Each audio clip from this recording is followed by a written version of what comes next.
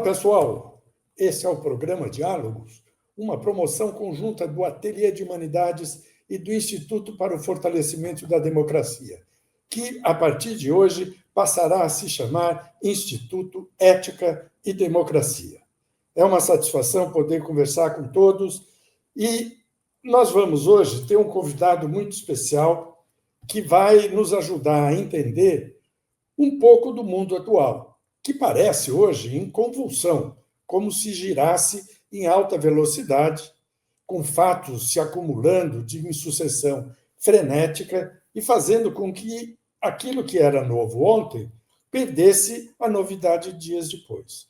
Se olharmos de modo abrangente, 2025 parece ter sido, ou estar sendo, um ano de Donald Trump. Como presidente da principal potência econômica e militar do mundo, ele esteve presente em todas as latitudes, como se estivesse seguindo à risca a doutrina maga de criar confusão no planeta. Ele falou sobre tudo, ameaçou com tarifas e taxações, aprofundou divisões dentro do próprio país, prometeu construir muros e anexar territórios. Mas também patrocinou um acordo de paz no Oriente Médio, cujos resultados concretos ainda terão de ser vistos. Ele concordou também em negociar com Lula, aliviando as pressões sobre o Brasil. O mundo, porém, continuou a girar além de Trump. A extrema-direita avançou em várias partes, a China permaneceu ativa em sua expansão, em sua política de expansão pragmática, Putin manteve a Rússia na ofensiva, a guerra na Ucrânia não retrocedeu. A União Europeia segue com seus atritos e dificuldades. E Maria Corina Machado recebeu, com muitas controvérsias, o Nobel da Paz, prêmio concedido como um repúdio à ditadura venezuelana. Quase ao mesmo tempo em que a premiação era concedida, Trump autorizou ações da CIA contra o regime de Maduro, numa clara demonstração de desrespeito para com a autodeterminação dos povos e a soberania nacional. Antes, coisas desse tipo eram feitas às escondidas. Agora são explicitadas e vociferadas como se fossem questões prosaicas. Em um mundo de guerras, violências e conflitos, o papel dos diplomatas cresce em importância. No decorrer de uma bela e longa história, os diplomatas se tornaram artífices de consensos e entendimentos. Nem sempre são devidamente acionados, mas são imprescindíveis. No Brasil, temos uma escola de bons diplomatas, intelectualmente preparados para compreender o mundo e agir sobre ele. O convidado de hoje é justamente um diplomata de carreira e um dos representantes da intelectualidade ativa do Itamaraty. Trata-se de Paulo Roberto de Almeida, a quem agradeço desde logo pela aceitação do convite. É um enorme prazer recebê-lo aqui. Além de diplomata, Paulo é professor universitário. Concluiu a graduação em Ciências Sociais pela Universidade Livre de Bruxelas em 1974 e o mestrado em Planejamento Econômico pela Universidade de Antuérpia, em 1976. É um intelectual instigante e polemista que não se furta de criar casos, como disse certa vez o embaixador Rubens Barbosa. Seu currículo é extenso e qualificado, e eu vou me poupar aqui de apresentá-lo em detalhe. Paulo tem dezenas de obras e algumas centenas de artigos publicados, a maioria dos quais está disponível na plataforma academia.edu. Seu livro mais recente acaba de ser publicado pelo Ateliê de Humanidades. Chama-se Vidas Paralelas, Rubens Recupero e Celso Laffer nas Relações Internacionais do Brasil. Paulo tem outros livros que poderão ser facilmente encontrados seguindo os seus perfis pela internet. Paulo, muito obrigado pela sua presença. É mesmo uma satisfação intelectual e pessoal poder interagir com você aqui no Diálogo. Muito obrigado, Marco Aurélio, muito obrigado pelo convite. É a primeira vez que eu participo, digamos, ainda que virtualmente, das suas emissões, do Diálogos, que já tem uma história importante, relevante no debate público, no debate acadêmico, no aprofundamento das questões mais relevantes para a política nacional do Brasil, para a política externa, com alguns dos seus protagonistas. Eu queria só acrescentar ao breve currículo que você me fez o seguinte: claro, eu sou graduado pela Universidade de Bruxelas em 1975, mas eu já poderia estar sendo graduado pela USP em 1971 ou 72. Por quê? Eu fiz vestibular no meio daquela famosa Batalha da Maria Antônia, não é? Em outubro de 68, quando o Mackenzie, da direita, atacava a Fefeleche um pouco mais abaixo na rua. Uma das minhas entrevistadoras no vestibular foi a professora Ruth Cardoso, vários outros sociólogos, enfim. Então, quando eu comecei, eu fui a primeira turma dos barracões da USP em Ciências Sociais. Depois ela se mudou, mas eu fui da primeira turma dos barracões em 69, mas o Exército invadia a USP constantemente. Eu tinha colegas que foram presos, fazia parte do movimento de resistência à ditadura, não é? Então, resolvi sair para não ser preso. Então, saí do Brasil em final de 70, no mesmo mês em que o deputado Rubem Paiva era preso, não é? Só soube da notícia no navio que me levava para a Europa. E aí, então, me reinscrevi no curso em Bruxelas, fiz toda a graduação, e depois fiz o mestrado, e comecei um doutoramento, mas aí o Geisel anunciou a sua abertura gradual, não é, e flexível, resolvi voltar ao Brasil. Um mês depois que eu voltei, houve o pacote de abril, novo fechamento, novas cassações, não é? Eu pretendia ser um acadêmico apenas na nossa área de humanidade, de ciências sociais e ciências sociais aplicadas, mas não havia concurso na época, então eu vi um concurso por Itamaraty, não tanto para o vestibular do Instituto Rio Branco, porque eu já estava no doutoramento, mas um concurso direto para já ingressar como diplomata, sem passar pelos bancos escolares lá do Rio Branco. Era também uma forma de testar a minha ficha no SNI, não é? Porque eu tinha passado 7 anos com outros nomes escrevendo contra a ditadura e queria testar a ficha. Aparentemente eu estava limpo, né? Eu fui admitido no final de 77, comecei a trabalhar, mas logo em seguida fui fichado como diplomata subversivo por ter participado da campanha pela redemocratização, pela anistia. Participei da campanha do general Euler Bentes Monteiro, que era o candidato da oposição do MDB contra o candidato oficial, o João Figueiredo, não é? Então fui fichado como diplomata subversivo logo em 78. Mas isso eu soube muitos anos depois, quando eu acessei o diretório do SNI, no Arquivo Nacional de Brasília, está lá. Paulo Roberto de Almeida, terceiro secretário, diplomata subversivo, participou da campanha do candidato oposicionista, tal. E eu tenho que agradecer aos meus algozes, digamos assim, aos espiões do SNI, que preservaram textos que naquela época eram escritos na máquina de datilografia, não é? Preservaram os textos que eu tinha feito sobre política externa alternativa, que eu fui encontrar justamente em visualização no arquivo do SNI. Então, tenho que agradecer a eles que preservaram o texto que de outra forma não teria. Muito obrigado, então. Ótimo. Nós fomos, então, contemporâneos de vida universitária, temos praticamente a mesma idade e vivemos os mesmos problemas e processos que afetaram o Brasil nesses últimos 40, 50, 60 anos. Paulo, eu gostaria de começar a nossa conversa te colocando uma questão que me parece totalmente compatível com a sua formação, com a sua atuação, que seria você me fazer uma reflexão sobre o papel que a diplomacia está jogando, desempenhando no mundo atual. Ela continua, evidentemente, sendo uma prática valiosa para os Estados nacionais, para as organizações multilaterais. E você sempre destacou o papel dos intelectuais no Itamaraty. Escreveu livros sobre isso, sobre Melchior, sobre Recupero e Laffer, o mais recente. O Itamaraty continua a ser o mesmo celeiro de quadros de antes. Como você vê esse quadro, pensando no Brasil e no mundo?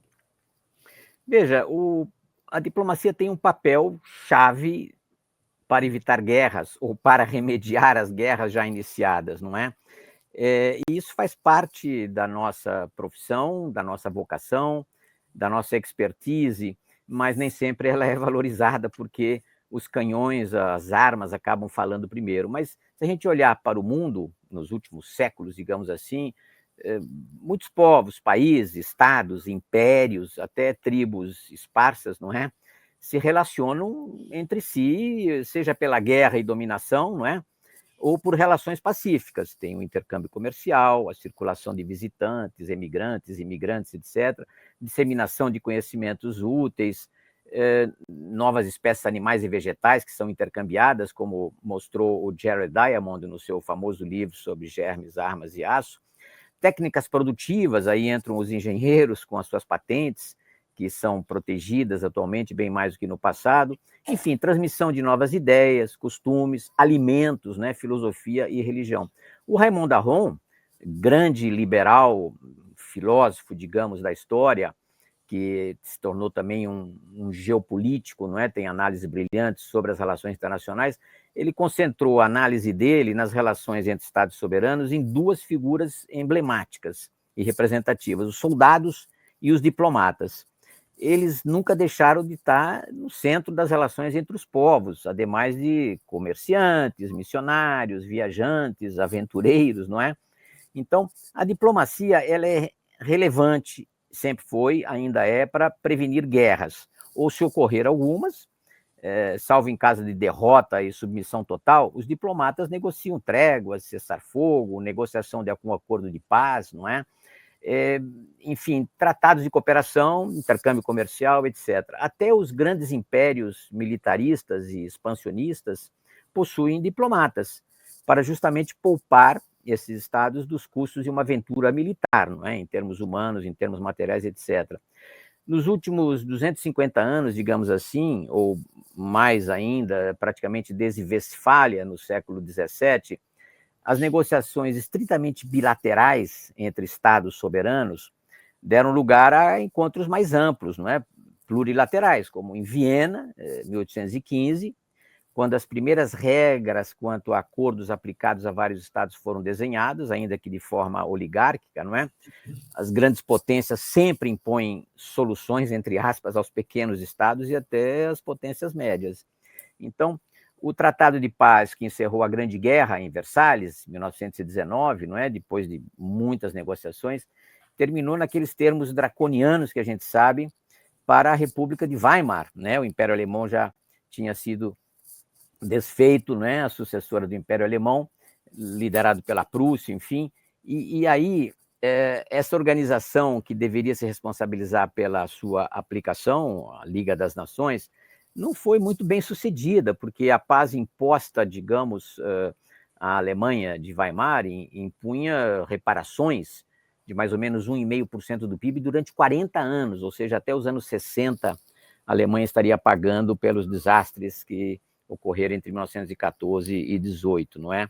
Então, ela não foi muito bem sucedida, a Liga das Nações. Você teve já, em 1931, a invasão da Manchúria pelo Japão, a Itália do Mussolini invadiu a Abissínia, né, a atual Etiópia, em 1935, o Japão novamente invadiu a China em 1937, teve a Guerra Civil Espanhola, teve a anexação da Boêmia pela Alemanha nazista em 1938, depois outras aventuras dos impérios militaristas expansionistas, né?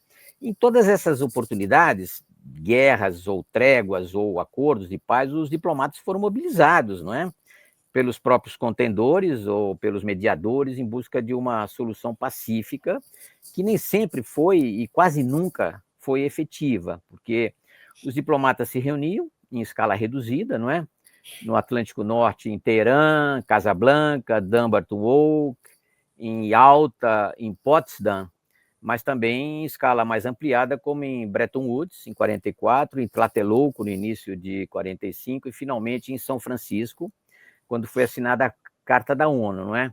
Agora, depois de 80 anos de funcionamento mais ou menos precário, do que foi estabelecido, mais em Yalta e em Potsdam, talvez, do que em São Francisco, foi um tratado formal, não é? Ainda que consagrando grandes princípios das relações multilaterais, não é? Atualmente parece que esse multilateralismo da ONU entrou em crise, e não é por falha da própria ONU, não é? mas é por descumprimento das cláusulas da Carta, das principais cláusulas, pelos próprios atores que deveriam zelar pela sua observância, né? Que são os membros permanentes do Conselho de Segurança, né? Os 5 vencedores da Segunda Guerra Mundial. São eles que determinam o que é a lei, não é? E a lei nunca não é necessariamente o direito que está na Carta, e sim a vontade das grandes potências. Elas podem desafiar a própria letra da lei impunemente, digamos assim. Mas a diplomacia continua a desempenhar um papel relevante na cooperação internacional, mas ela não tem força, vamos reconhecer, sozinha para impedir, para contornar, para interromper ações armadas, para eliminar fontes de controvérsias, não é? Que deveriam ser dirimidas pela diplomacia. Mas a gente sabe que paixões e interesses dos dirigentes políticos, impulso belicoso de responsáveis militares, se combinam para deslanchar guerras entre estados ou os agrupamentos humanos, não é? Como proclamou recentemente, e termino aqui essa sua primeira pergunta, o presidente da Ucrânia, não é? É submetido a uma cruel guerra de agressão por parte da Rússia. Se uma nação deseja a paz, ela tem que continuar a trabalhar sobre as armas. Não é bom, é meio doentio, mas essa é a realidade. Nenhuma lei internacional, nenhum direito internacional, não a cooperação, mas são as armas que decidam quem vai sobreviver. Paulo, eu fiz essa pergunta sobre a diplomacia, foi ótima a sua explanação, muito rica e muito ampla, pensando em termos de política internacional hoje. Porque me parece, e eu te ponho a questão, que os estados nacionais, ou os governos nacionais, estão mais pragmáticos do que jamais foram, mais economicistas do que jamais foram. Agem cada vez mais em função dos próprios interesses, o que é, até certo ponto, normal, mas poucos se preocupam em criar zonas de consensos e de entendimentos. Mesmo a gente pode ver no setor estratégico do meio ambiente como os avanços são lentos e pouco sustentáveis. A COP30 está para acontecer e vai ser provavelmente uma expressão dessa dificuldade. Acontece o mesmo no problema das migrações, que afetam fortemente muitos países europeus e mesmo aqui na América do Sul e no Brasil, provavelmente em pouco tempo nós vamos também ter problemas de imigrações. A cooperação anda em baixa quando se trata de relações entre estados e entre governos? Olha, sabe que você tem várias teorias que procuram explicar as relações internacionais, tanto em termos de cooperação quanto em termos bélicos, não é? A teoria realista, né, Morgenthau e outros, é cínica, não é? Porque ela coloca o interesse nacional de cada estado como a fonte quase exclusiva da sua conduta no plano externo. Os estados, seja por racionalidade própria, tendem a ser pragmáticos, ou seja, confrontam os seus interesses próprios e o custo de alcançar uma satisfação das suas intenções em face da afirmação de outros interesses, de capacidade de competidores, adversários. Então, você tem consensos, entendimentos, depende dessa avaliação que é feita pelas soberanias independentes, não é? Ela é feita por um conjunto de normas, Westfália, Viena, Tratado de Paz de Paris em 1919, ou Yalta, Bretton Woods, Potsdam, não é? E hoje você tem uma disciplina bem mais multilateral do que exclusivamente bilateral, como era o caso ainda no início da era moderna, né? Então, o multilateralismo contemporâneo tem esse eixo central baseado teoricamente na igualdade soberana dos estados. É um princípio defendido pelo Rui Barbosa na segunda Conferência da Paz da Haia em 1907, não é? Mas a gente sabe que as grandes potências tendem a afirmar os seus interesses exclusivos, sem necessariamente respeitar a soberania alheia, devido a uma hierarquia de capacitações militares, econômicas, dotações primárias, né, em termos de território, população, recursos naturais ou recursos adquiridos por meio da tecnologia, etc., ou dos meios de fazer a guerra. Então, é sempre um equilíbrio instável, com uma certa tendência à permanência, mas os progressos são poucos, não é? A Carta da ONU, cuja principal missão era garantir paz e segurança internacional. Ela também tem como finalidade promover a cooperação entre os Estados, com vistas ao desenvolvimento soberano de cada um, em especial dos países mais pobres, né, que são justamente aqueles que enfrentam a maior deterioração ambiental e os que fornecem maior número de candidatos à imigração, que é o problema crucial hoje nas relações internacionais, né? A imigração sempre, claro, em direção de países mais ricos. Os pobres votam com os pés, procuram segurança e bem-estar em países mais avançados, né? E, bom, e você teve muitos esforços de cooperação internacional desde os anos 50, né? Centenas de milhões de dólares foram alocados aos países com menor renda per capita, renda muito inferior à média global do planeta, não é? Mas os progressos foram muito limitados. E, em função do quê? Não tanto da dominação, da dependência, da exploração dos mais ricos, mas em função da má governança, na verdade. Os países pobres se caracterizam, antes de mais nada, não só pela baixa qualidade da sua democracia, dos seus recursos humanos, não é? Mas também por uma governança muito instável, não é? E tem até um antigo funcionário do Banco Mundial, William Easterly, e eu li o livro dele já há mais de 15 anos, que durante mais de 10 anos ele trabalhou na África como funcionário do Banco Mundial, justamente na cooperação ao desenvolvimento. Ele escreveu um livro cujo título principal é aquele famoso poema do Rudyard Kipling, né? Do colonialismo inglês na Ásia, White Man's Burden, né? O fardo do homem branco, não é? Que era muito pouco efetiva, né? Essa ajuda que foi prestada, né? O subtítulo justamente é mais explicativo. Ele dizia por que os esforços do Ocidente para ajudar o resto do mundo produziram tão poucos resultados benéficos, né? E pouco bem-estar, na verdade. E como ele pesquisou, ele constatou que os países mais ajudados, sobretudo na África, foram justamente aqueles que menos cresceram e pouco se desenvolveram. Ao passo que os países que tinham, sobretudo, educado a sua população, como na Ásia, sobretudo, mantido políticas econômicas mais sólidas, boa governança, baixa corrupção, aberta a economia para os investimentos estrangeiros e liberalizado o comércio exterior, esses países tiveram um desempenho melhor, bem sucedido, que a gente pode exemplificar pelo exemplo da América Latina. Até os anos 60, a América Latina tinha mais de 12% ou 14% do comércio internacional, e a Ásia-Pacífico tinha apenas 4%, digamos assim. Nos 40 anos seguintes, houve uma inversão. Hoje, a América Latina tem menos de 4% do comércio internacional, concentrado em commodities, e a Ásia-Pacífico tem mais de 22% hoje, com produtos manufaturados, tecnologia. Essa é a realidade pouco efetiva, digamos, da ajuda internacional.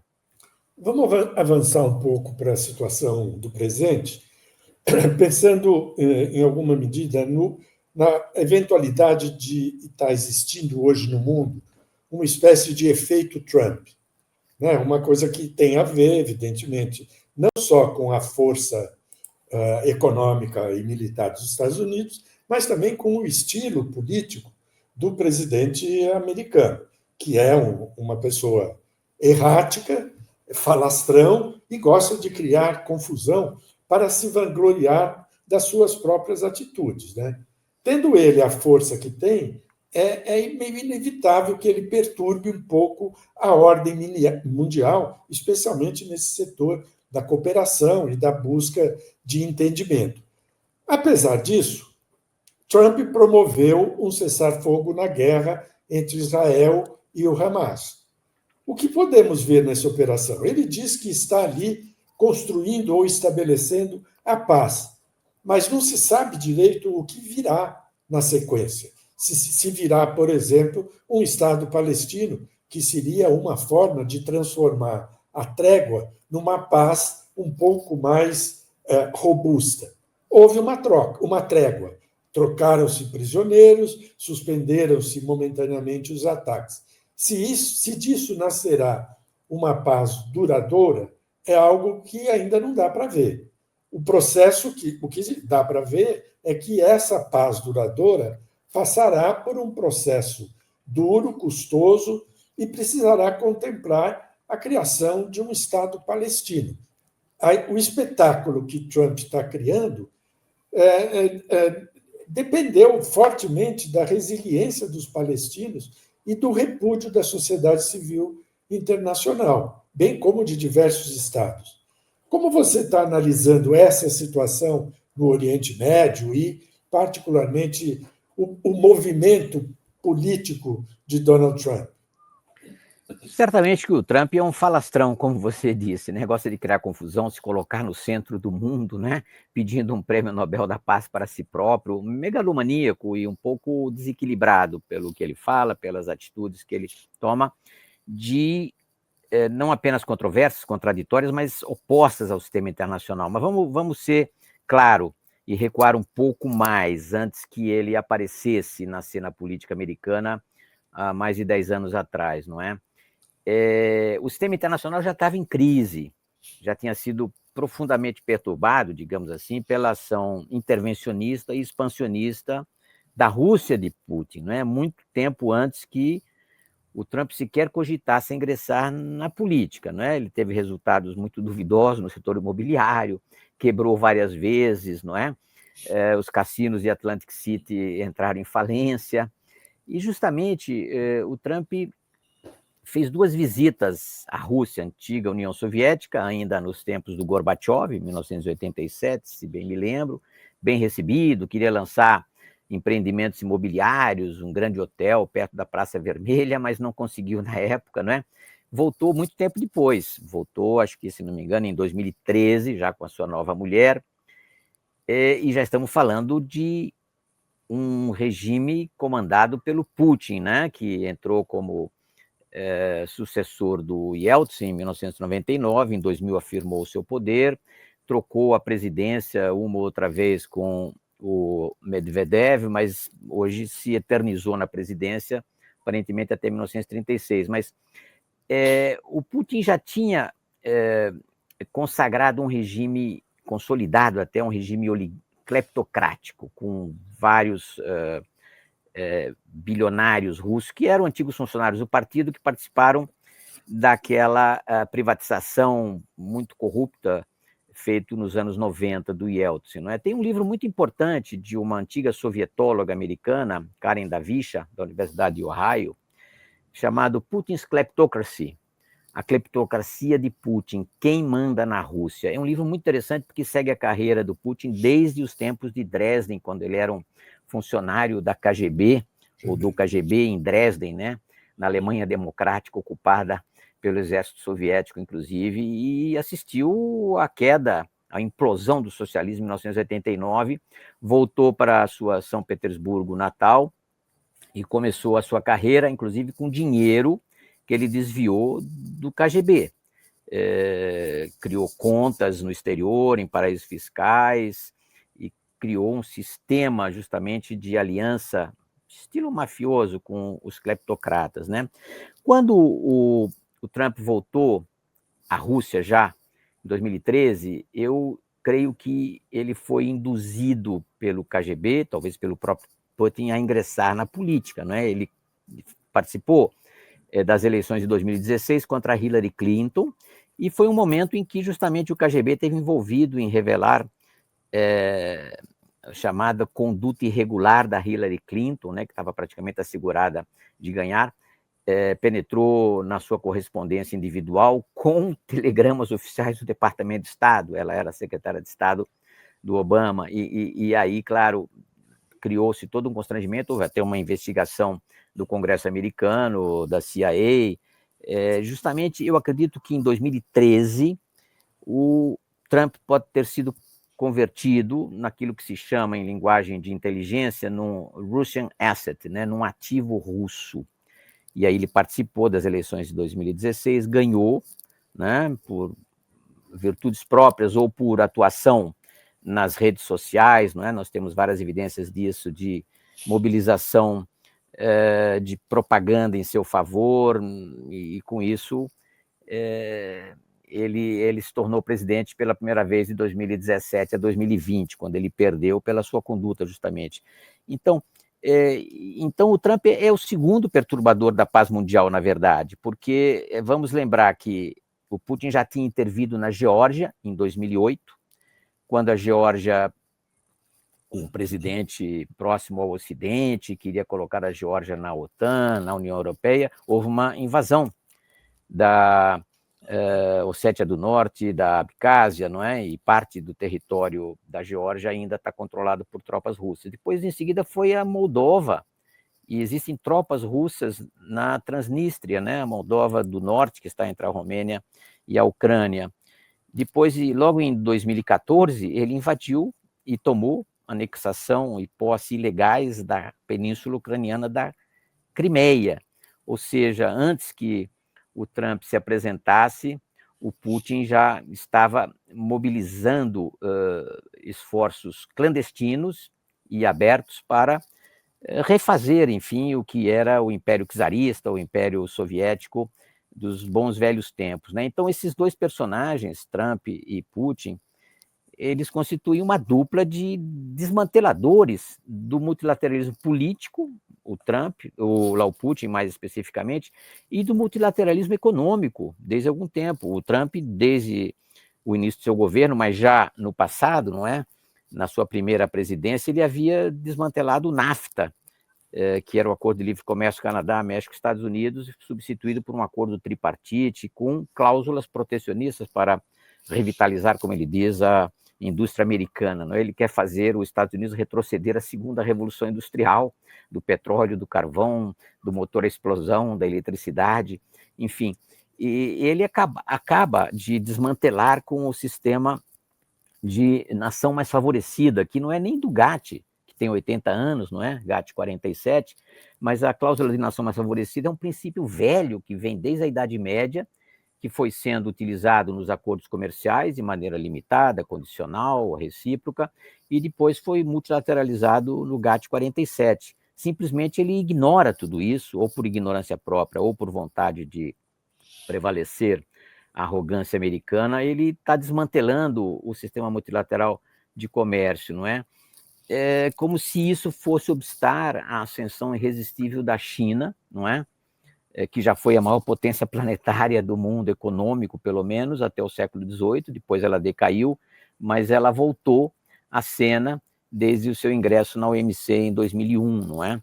Então, a ordem mundial, talvez como a gente tinha imaginado, que foi concebida mais em alta, não é? E talvez o Trump gostaria de ter uma foto estilo Yalta, né? Roosevelt, Churchill, Stalin, né? Ter uma foto assim com Trump, Putin, Xi Jinping, não é? Para reorganizar o mundo segundo a vontade de três potências dominantes economicamente, militarmente, não é? Essa ordem de Alto São Francisco já não existe mais, a gente não sabe bem o que vai suceder, né? Tanto Putin quanto Xi Jinping falam, e o próprio Lula tem repetido essa ideia de uma nova ordem global, multipolar, mas, na verdade, a gente não sabe bem se haverá ou não uma nova ordem, ou se haverá uma continuidade dessa indefinição, uma indefinição institucional, e vão continuar, não as guerras globais, como existiram até a primeira metade do século XX, mas as chamadas proxy war, as guerras por procuração entre as grandes potências, não é? Então, essa perturbação feita pelos dois personagens, ela não vai ter uma sucessão fácil, porque ordens globais ou semi-universais da Liga das Nações, da ONU, elas não surgem facilmente por negociações, elas surgem ao cabo de grandes catástrofes, né? O Congresso de Viena, depois das guerras napoleônicas, a Grande Guerra de 14 e 18, e depois a Guerra de 39 e 45, destruição enorme. Então, o que a gente tem atualmente são dois bulldozers, né? A Rússia de Putin e os Estados Unidos do Trump, e vai depender de algum arranjo entre elas, entre as três grandes potências, mas também com a participação de potências médias, e nas potências médias eu coloco até a França, o Reino Unido, né? O Brasil, a União Europeia, claro, mas eles não têm a capacidade de projeção estratégica que tem grandes impérios como a Rússia de Putin, como os Estados Unidos. Eu queria te fazer duas colocações, uma provocaçãozinha e uma outra para a gente conversar. A provocação é assim: nós estaríamos hoje diante de uma nova Guerra Fria, um novo tipo de Guerra Fria, que também no passado as duas potências, Estados Unidos e União Soviética, mantinham um certo tipo de equilíbrio no mundo, né, com os entendimentos que acabaram recebendo o nome de Guerra Fria. Hoje em dia, a gente teria um novo clima de Guerra Fria, com essas três potências interagindo entre elas e conseguindo, de algum modo, manter um certo equilíbrio no mundo. Você acha? Essa é um pouco a provocação, né? Nós temos uma nova Guerra Fria com a qual conviver. Sim, certamente temos uma Segunda Guerra Fria que começou mais de 10 anos atrás, diga-se de passagem, quando a China ascendeu no mundo, não é? Na primeira década do presente século, mas era uma Guerra Fria mais econômica, comercial, tecnológica até, e de uns tempos para cá, sobretudo depois da invasão da Ucrânia totalmente, em fevereiro de 2022, se tornou uma Guerra Fria geopolítica, não é? Mas ela não é uma Guerra Fria ideológica como foi a primeira. Não, Porque você porque não tem comunistas contra capitalistas nesse certamente. Veja, nós estamos falando de impérios, né? Os impérios são bem mais resilientes do que os Estados nacionais, não é? Os Estados nacionais são hoje a forma predominante de organização política das soberanias que existem, né? Desde Westfália, com 5 séculos atrás, digamos, mas os velhos impérios estão conosco há mais tempo. Os europeus, hoje muito diminuídos, claro, são mais recentes. O Império Americano tem pouco mais de 100 anos. O Império do Meio, não é? Que foi economicamente dominante, mas muito introvertido para si próprio até o século XVIII, aproximadamente. Depois entrou em decadência durante um século e meio, pelo menos, humilhado pelas potências ocidentais, né? Guerras do ópio, enclaves na China, não é? Invasão pelos japoneses, etc. Mas o sistema internacional é sempre o produto de impérios e não de negociação entre estados soberanos, né? Em Viena, apesar de terem lá 12 ou 15 estados representados, não é? Apenas 2 ou 3 foram importantes: o Reino Unido, a Prússia e talvez lá o Império Austro-Húngaro, na verdade apenas austríaco, lá na época do Metternich, não é? E o Império Russo, evidentemente, que tinha derrotado Napoleão em 1812. Então, foi um congresso oligárquico. Depois acabou só sobrando, mas antes disso nós tivemos um certo equilíbrio de poderes, os impérios centrais, né, na Europa Central e Oriental, com uma certa permanência de espírito feudal. Tem um livro muito importante de um historiador luxemburguês, americano, Arno Mayer, sobre a permanência do antigo regime, que ele diz que a Primeira Guerra foi uma guerra feudal ainda, né? Foi feita por imperadores, reis que achavam que poderiam mandar os seus exércitos nos campos e resolver o assunto em poucas semanas, não é? Então, não foi mais o caso na Grande Guerra, foi uma paz oligárquica, praticamente Grã-Bretanha e França foram ajudadas pelos Estados Unidos, não é? Aliás, os Estados Unidos ajudavam também os impérios centrais até 1917, pelo menos, não é? E foi um arranjo muito instável. O Keynes, que fazia parte da delegação britânica na Conferência de Paz de Paris, em 1919, saiu indignado com as imposições que estavam sendo feitas à Alemanha. Ele dizia que a Alemanha não iria suportar aquela exação de seus recursos, né? Escreveu um panfleto chamado As Consequências Econômicas da Paz, dizendo que aquilo poderia conduzir a uma nova guerra, e realmente ele foi profeta sem querer, não é? E depois Yalta, né? Sobretudo Yalta, antes de Potsdam mesmo, que foi um arranjo entre vontades opostas, não é? O Império Soviético, pela força bruta dos homens, não é? O Império Econômico Americano, que no final da guerra tinha mais de 40% do PIB mundial, talvez. Mas vamos ver, essa paz relativa que tivemos durante 70 anos, com apenas guerras por procuração, digamos, no Oriente Médio, na Ásia, ela não foi o resultado da ONU, ela foi uma solução encontrada para evitar um confronto direto. Foi uma obra da dissuasão nuclear, do terror atômico, não é?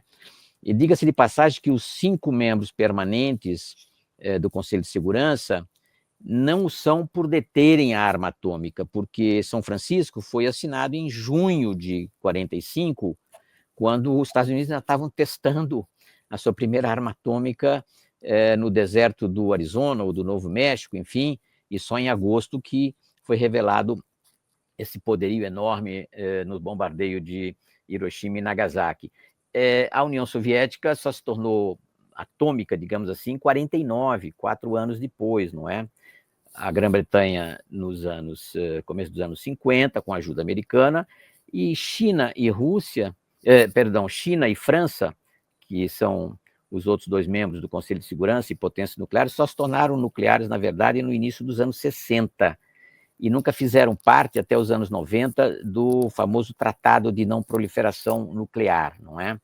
Mas, enfim, então, são os impérios que determinam a ordem que vai ser estabelecida, que é sempre um arranjo de conveniência entre esses grandes impérios, não é? Mas, como dizia aquele historiador francês, o Jean-Baptiste du Roselle, tout empire périra, todos os impérios perecerão. E isso é o destino dos Estados Unidos hoje, não é? E a gente tem um renascimento do Império do Meio, não é?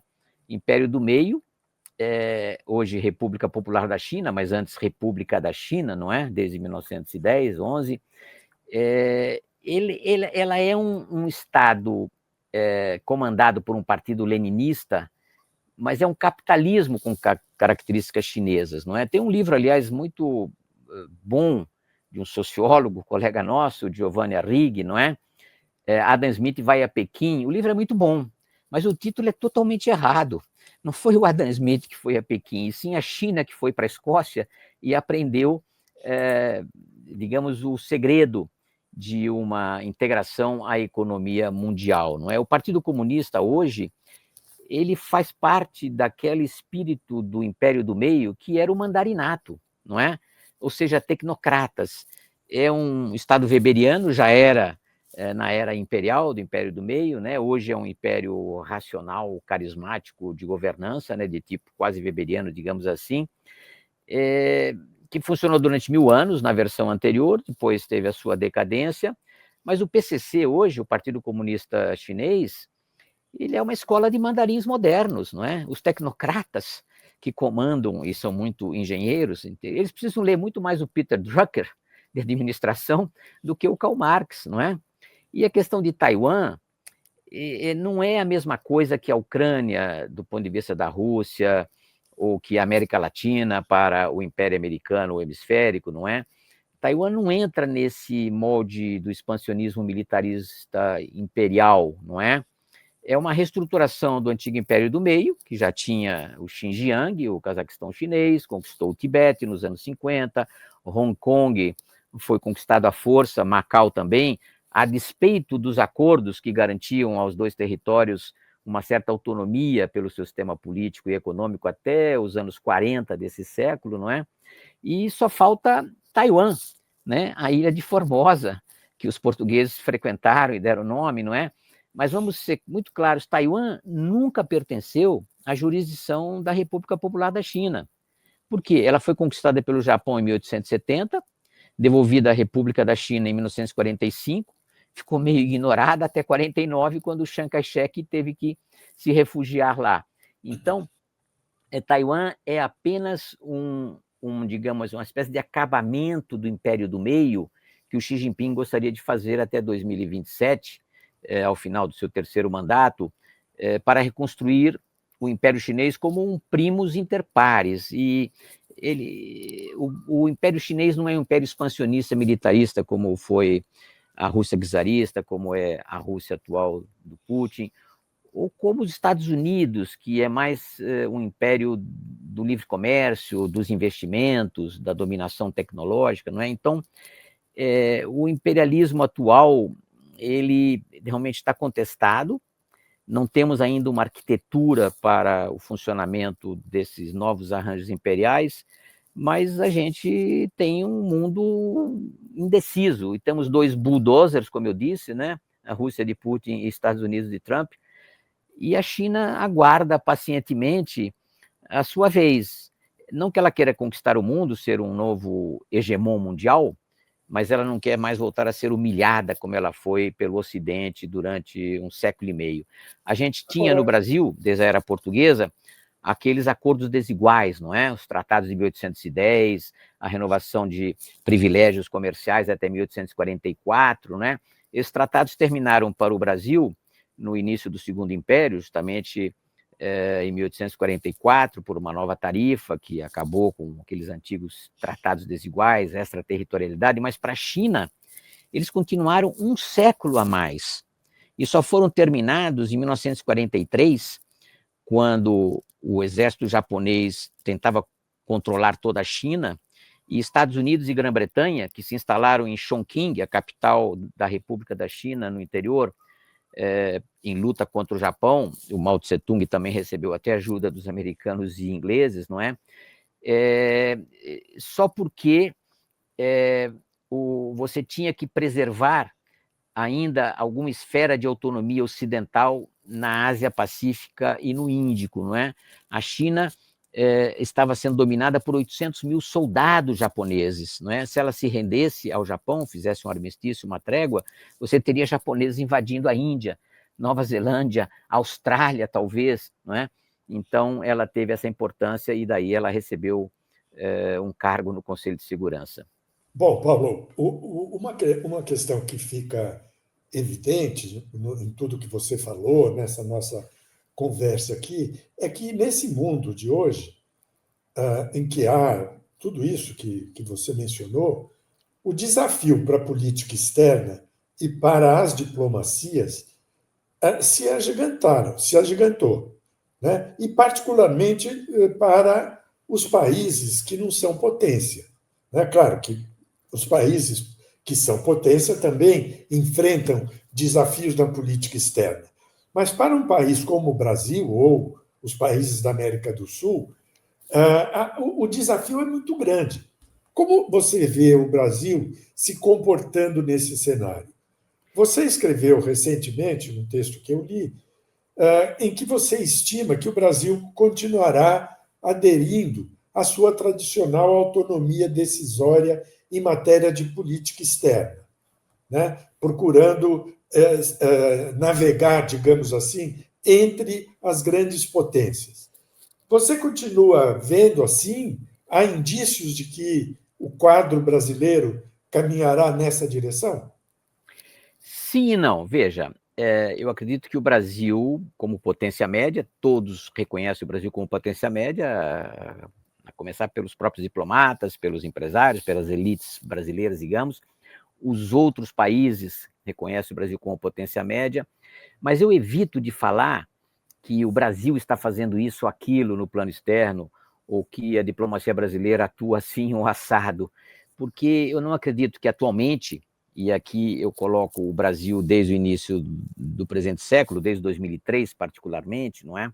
E depois novamente agora com o Lula 3, eu digo que não se trata do Estado brasileiro, né? E em outras circunstâncias também nunca é o Estado em si. O Estado é uma entidade abstrata que existe constitucionalmente, reconhecida internacionalmente, mas são os governos, não é? Pessoas que controlam temporariamente o Estado, as suas instituições, são as lideranças políticas, partidárias, ideológicas ou não, que exercem o poder de Estado, que moldam a política externa e uma diplomacia que pode exibir, pode demonstrar, pode manifestar conformações diversas, orientações, escolhas diferentes, segundo as preferências políticas, os viés ideológicos, digamos assim, ou os interesses políticos ou econômicos da oligarquia política que ocupa, por 1 ou 2 mandatos, né, o poder do Estado no Brasil. Eu sempre digo que são sempre oligarquias que comandam governos, não é? Oligarquias políticas. Mesmo numa revolução, você tem uma nova oligarquia que se instala no poder, não é? Então, essa oligarquia instalada no poder do Estado, no comando das instituições, que influencia poderosamente a política externa, determina o que é a diplomacia, e a diplomacia é um instrumento, uma mera ferramenta do Estado que se molda, se submete ao poder, cumpre as instruções do dirigente daquele momento, não é? Eu sempre me revoltei quando ingressei na diplomacia ainda no regime militar, né, ao ouvir as perorações dos barões da casa, né, os chefes da casa, que quando tinha alguma cerimônia, algum discurso público para a casa, falavam de dois dogmas, né, eles não chamavam assim, eu é que chamo, hierarquia e disciplina. Isso sempre foi assim, mas ficou mais evidente no regime militar, não é? Durante 21 anos a gente esteve submetido à hierarquia e disciplina, nem sempre foi assim. Quando eu, aliás, fiz exame para o Itamaraty, não para o Instituto Rio Branco, foi no próprio dia em que o ministro do Exército, Silvio Frota, tentava derrubar o Geisel, 12 de outubro de 77, não é? E não cumpriu nem a hierarquia, nem a disciplina. Mas, enfim, então a gente precisa considerar isso. Existe, e eu tenho um artigo sobre isso que será publicado proximamente, existe, por um lado, a política externa do Estado, né, do país, e existe uma diplomacia que tem a sua vertente corporativa, né, os diplomatas, e essa diplomacia corporativa é bem mais permanente, é bem mais estável do que a política externa, que pode mudar por uma orientação política, como mudou. E o Brasil sempre teve com essas mudanças, não é? Na era Vargas houve uma diplomacia presidencial personalista pelo Vargas, tivemos uma outra diplomacia personalista no JK, muito influente, teve a primeira iniciativa multilateral do Brasil, a Operação Pan-Americana, que resultou no Banco Interamericano de Desenvolvimento, o BID. O Geisel, apesar de ser um general prussiano, não é? Cioso da sua autoridade, foi um grande estadista, não é? Fez visitas de Estado a muitos países, empreendeu um programa nuclear, cooperação com a Alemanha, depois sabotada pelos Estados Unidos, e tivemos Fernando Henrique, também conduziu uma diplomacia presidencial, mas muito colada à diplomacia corporativa do Itamaraty. E desde o final do governo militar, desde os anos 70 praticamente, nós temos diplomatas trabalhando na Casa Civil ou na assessoria presidencial em temas internacionais. Então, a diplomacia brasileira se molda desde a era militar, desde os anos 70 praticamente, continua na redemocratização com essa boa interação entre diplomatas profissionais e presidentes ou assessores presidenciais. E você tem debates no Brasil, mas muito poucos debates sobre política externa, não é? Eu só me lembro de um grande debate com importância nacional muito grande. Foi feito no final do Estado Novo, não é? Entre o Eugênio Goudin, um economista, um engenheiro, aliás, mas da economia neoclássica, marshalliana, e Roberto Simonsen, né? Que era um líder da indústria paulista, criou contra a Fiesp, que já existia desde alguns anos, e criou o CIESP, né, o Centro da Indústria do Estado de São Paulo, e ele fez traduzir um livro muito influente, talvez a bíblia de todo o empresariado brasileiro, desde a era Vargas, que era um livro de um economista ou de um estadista romeno, não é? Mihail Manoilescu. Aliás, tem um livro muito importante do Joseph Love, que é um grande brasilianista, sobre Brasil e Romênia, através do Mihail Manoilescu, justamente, que atualizou, digamos, aquele grande livro do protecionismo alemão do século XIX, da Prússia, mais bem dito, Friedrich List, não é? O livro que foi publicado em francês, em 1928, em Paris, chamava Teoria do Protecionismo e do Intercâmbio Desigual. O Roberto Simons fez traduzir esse livro em 1931 e distribuiu largamente, então se tornou uma espécie de ideologia. E nesse debate, muito influente, tem livros publicados pelo Instituto Eugênio Goudin, justamente, ou melhor, pelo Instituto Roberto Simonsen, da Fiesp, e também pelo IPEA, sobre esse debate de 44, 45, no Conselho Nacional de Economia, que era o debate de como seria a política econômica do Brasil no pós-guerra, quando se voltasse à normalidade. E eu lendo esses materiais e fazendo a minha análise, eu diria o seguinte, que o Eugênio Goudin foi vitorioso no debate, pelo menos no plano teórico, armado da boa teoria econômica, dos bons princípios de economia sólida no plano fiscal, monetário, cambial, não é? E da modernização da agricultura como base das vantagens comparativas do Brasil, educação, etc. Mas, na prática, quem ganhou o debate foi o Simonsen, não é? Que proclamava aquilo que a gente sempre teve desde o pós-guerra. Subsídios industriais, protecionismo, não é? Mercantilismo, intervencionismo. Isso é política dos anos 50, do desenvolvimentismo, não é? Do JK, do regime militar. Houve um pouco de globalização, de liberalização com o Collor, com o Fernando Henrique, mas depois, na era Lula, na era PT, você voltou ao mesmo desenvolvimentismo que vem do Vargas, passa por Geisel e continua com ele, aquelas linhas varguistas, cepalianas, prebichianas, né? O bismarquismo do regime militar, tudo isso é Lula e PT. Então, nós nunca tivemos um debate real sobre a política externa e a diplomacia do Brasil. Por quê? Porque os diplomatas são muito discretos, muito submissos ao poder presidencial, ao poder ministerial, digamos assim, não é? Para promoção, para remoção, para chefias, diferentes vantagens fazem com que eles se dobrem, não é? Se o presidente fosse o Maluf e não o Lula, eles seriam malufistas, não é? Como seguiram o Collor durante algum tempo, depois o Fernando Henrique e depois o Lula fielmente. Então, o que a gente tem desde 2003 não é a diplomacia do Brasil, ou a política externa do Brasil, mas é uma diplomacia partidária, ideológica, que infletiu a política externa e a diplomacia na direção de alianças com autocracias, como a gente vê pelo BRIC, BRICS e BRICS Plus, que não pertencem e até se opõem ao universo conceitual do nosso relacionamento externo durante muitas décadas anteriores, né? Das democracias de mercado, regimes políticos respeitadores dos direitos humanos, das liberdades democráticas, não é? Paulo, e persiste essa introversão econômica e a ilusão de se construir um capitalismo nacional distante dos padrões OCDE, de políticas econômicas e interdependência de mercados que deveriam ser o nosso universo de política econômica e de política externa. Mas, Paulo, levando ao extremo o seu próprio raciocínio, teria como ser diferente?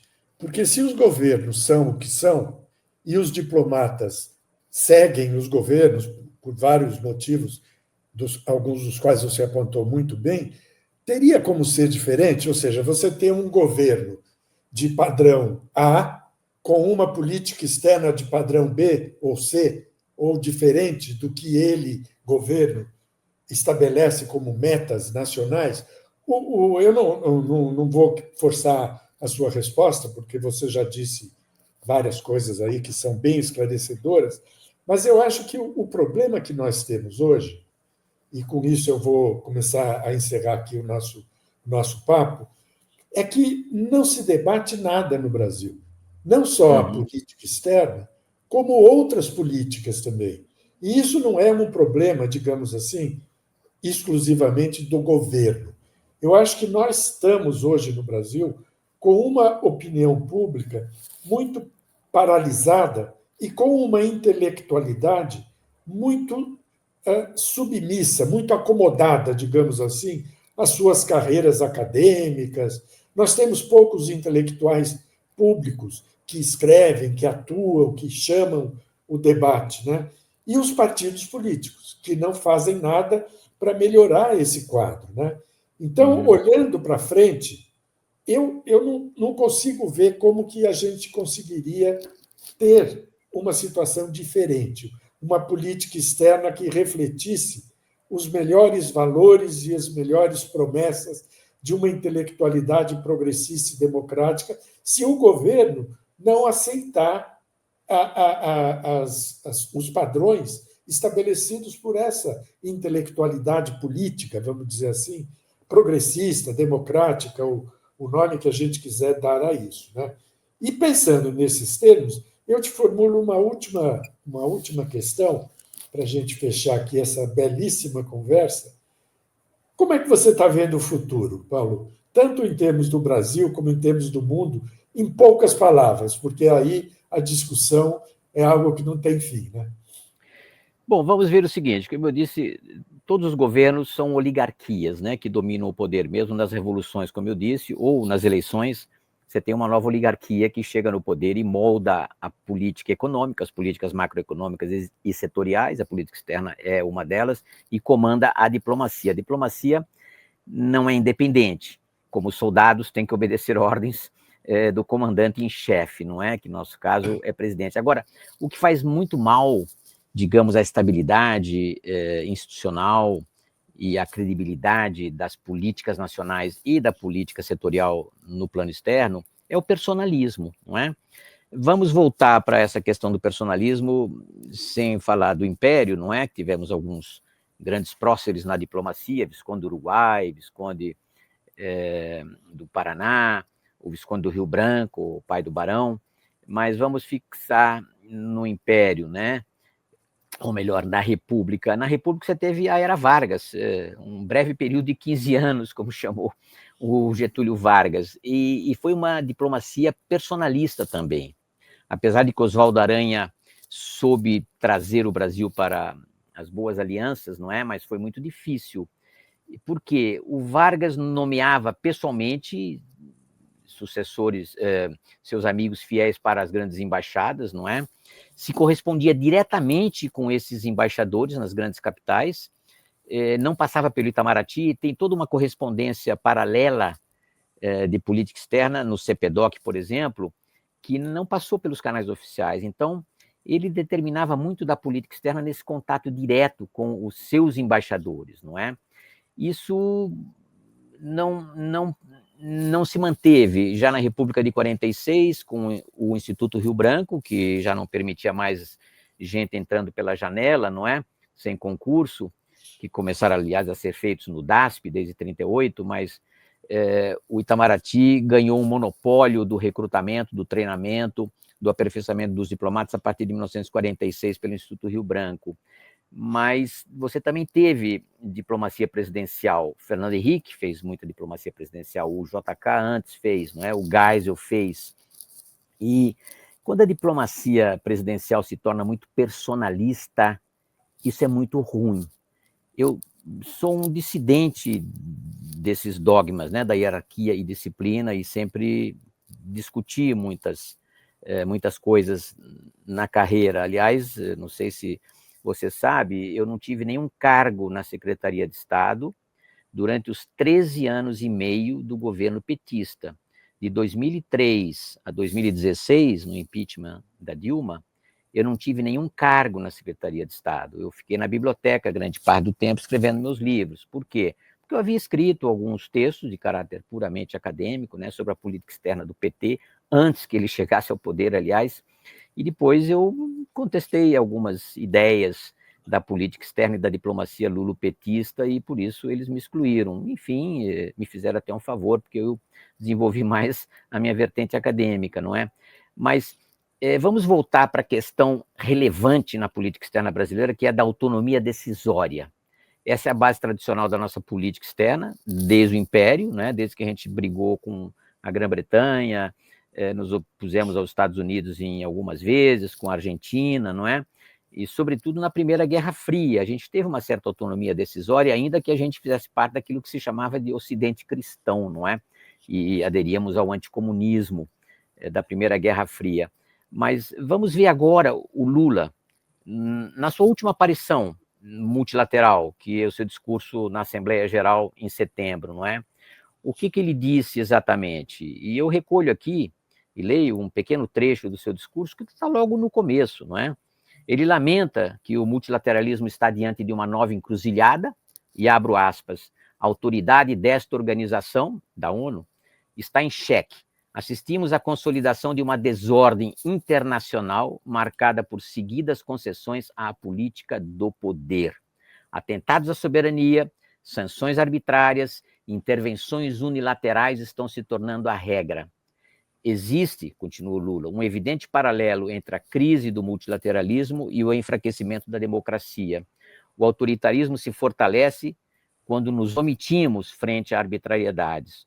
Quando a sociedade, continua Lula, a sociedade internacional vacila na defesa da paz, da soberania e do direito, as consequências são trágicas quando isso acontece. Não é? Em todo o mundo, diz ele, eu concluo, forças antidemocráticas tentam subjugar as instituições e sufocar as liberdades, cultuam a violência, exaltam a ignorância, atuam como milícias físicas e digitais e cerceiam a imprensa. Fecha aspas.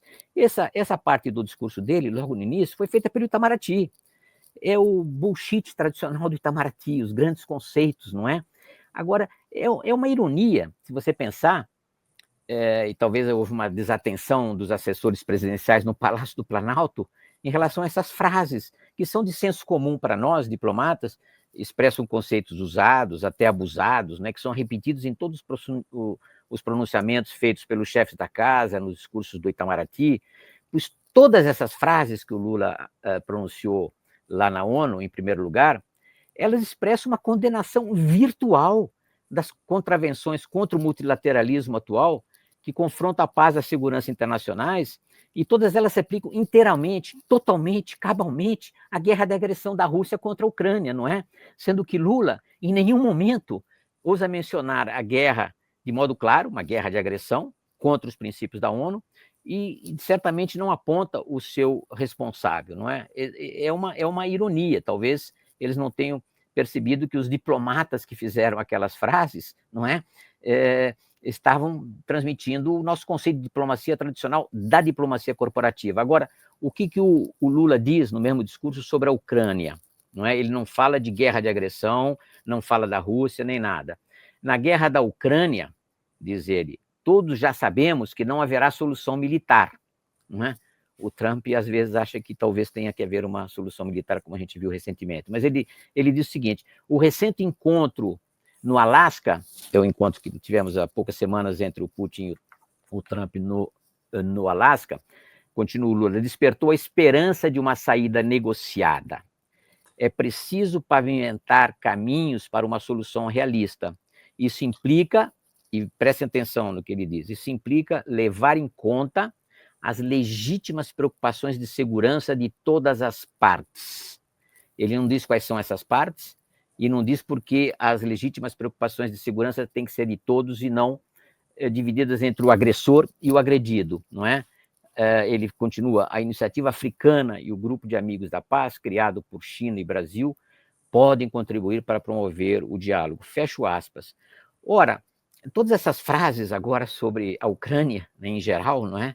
Genérica, são frases rituais que são repetidas pelo Putin e pelo Lavrov sobre a paz na Ucrânia, entre aspas, frases que o Lula repete ipsis verbis, digamos assim, ipsis literis, que são as posições da Rússia sobre como a guerra de agressão mantida desde fevereiro de 2022 pode ter um fim. Ou seja, não é uma posição do Itamaraty essa, é uma posição do Lula, dos inimigos da Carta da ONU, né?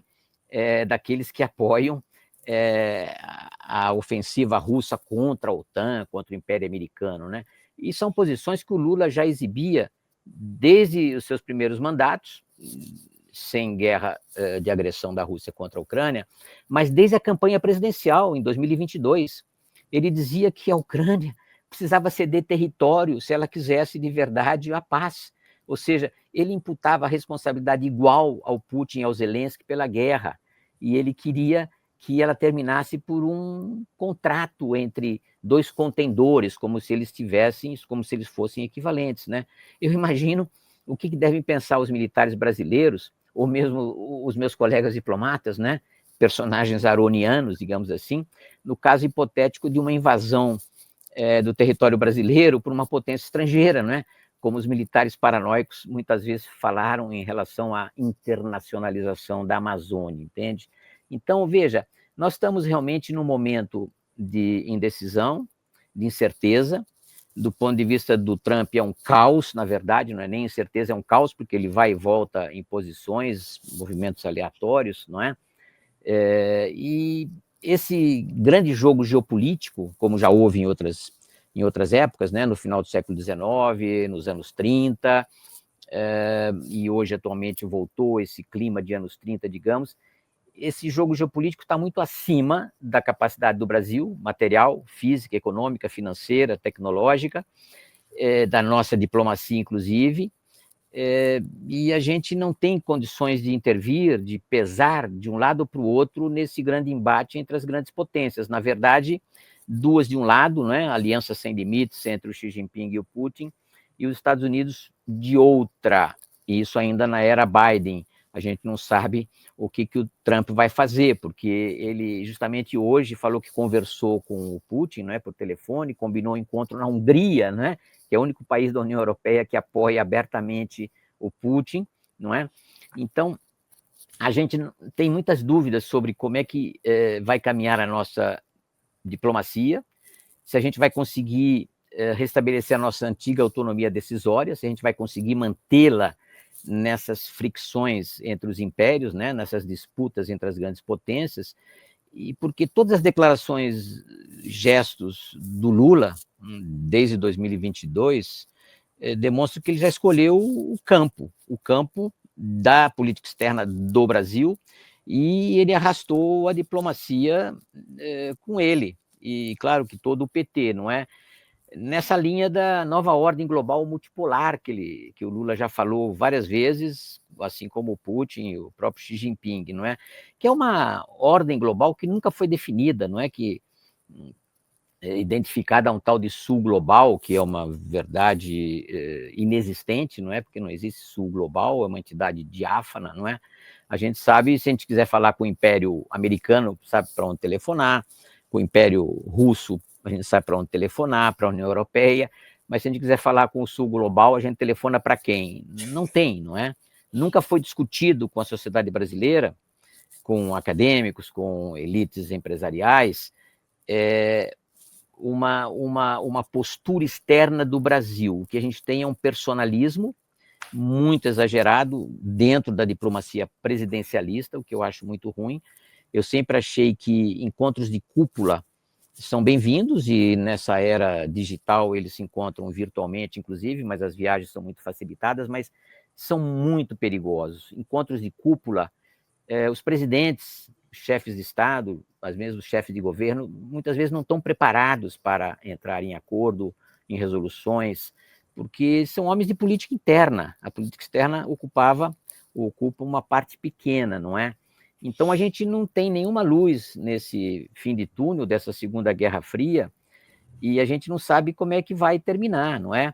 E se a gente é uma potência média, como a gente se reconhece, e todo mundo reconhece o Brasil como potência média, a gente deveria estar em aliança com outras potências médias do norte, do chamado sul global, da Ásia, contra a violência, contra as intervenções, contra as ações unilaterais das grandes potências. Essa é a ameaça à paz internacional, à nossa própria autonomia, não é?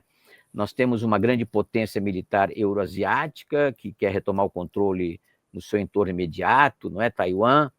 Temos potência ex-czarista soviética e atualmente russa, não é? Que também está atuando violentamente. E temos a potência americana em declínio, é verdade, mas ainda um hegemon, digamos assim.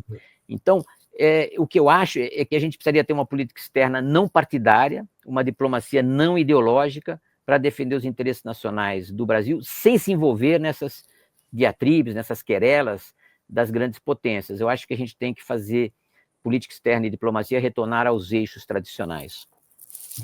Paulo Roberto de Almeida, muito obrigado pelas suas explanações, pelas suas explicações. Foi uma satisfação enorme poder conversar com você. Espero que a gente repita isso mais para frente, sempre que houver oportunidade e agenda, né? Eu vou me despedir de você e vou encerrar o programa Diálogos com um convite para que todos continuem a nos seguir nas próximas emissões. Tá? Muito obrigado, Paulo Roberto de Almeida. Muito obrigado, Marco Aurélio. Muito obrigado a todos os colegas que com você fazem esse belo programa. Vamos ter repercussões desse debate. Eu acredito que falta um debate sobre política externa, sobre diplomacia e como o Brasil está se desviando das vertentes tradicionais, dos padrões históricos da diplomacia do Império, da República, da diplomacia que deveria ser a da nação e não apenas personalista. Muito obrigado. Muito obrigado a você. Até mais ver, pessoal. Sigam o programa Diálogos, que continuará, como sempre.